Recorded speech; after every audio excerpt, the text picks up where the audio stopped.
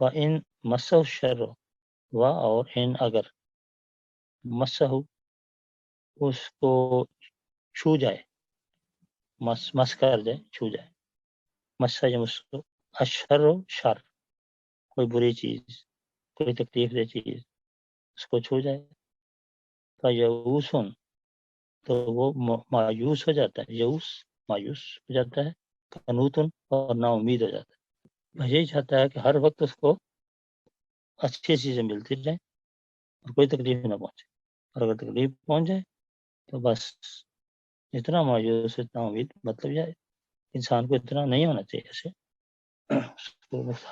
اللہ تعالیٰ نے جو زندگی بنائی ہے، life is not a bad of roses جیسے کہتے ہیں، تو اس میں تکالیف بھی ساتھ ساتھ ہیں، امتحانات بھی ہیں، تو اس میں سے بھی انسان کو صبر اور استقلال کے ساتھ گزرنا چاہیے۔ تو یہ اللہ نے زندگی بنائی ہے اور اس طریقے سے ہی بنائی ہے، تو اس کے مطابق ہی اگر آپ یعنی ذہنی طور پر تیار رہیں گے اس طرح کی تکالیف کو برداشت کرنے کے لیے تو آسانی رہے گی، ورنہ ہر وقت ایک دکھ اور مایوسی میں مبتلا رہیں گے۔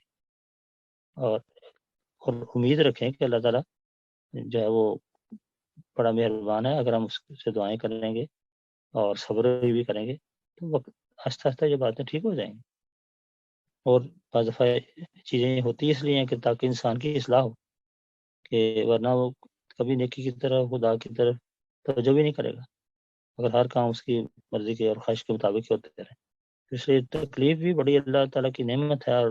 رحمت ہے کہ اس کے نتیجے میں انسان کو اللہ تعالیٰ سے اپنا تعلق پیدا کرنے کا موقع ملتا ہے، دعاؤں کا موقع ملتا ہے، اور پھر جب وہ دعائیں قبول ہوتی ہیں تو اس کو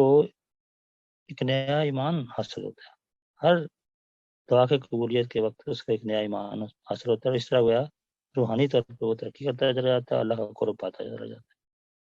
تو اگر یہ چیز نہ ہو تو وہ زندگی کا مقصد ہی نہیں پورا ہوتا، کیونکہ اصل مقصد زندگی کا تو اللہ سے تعلق پیدا کرنا، اس کے لیے چیزیں ضروری ہیں۔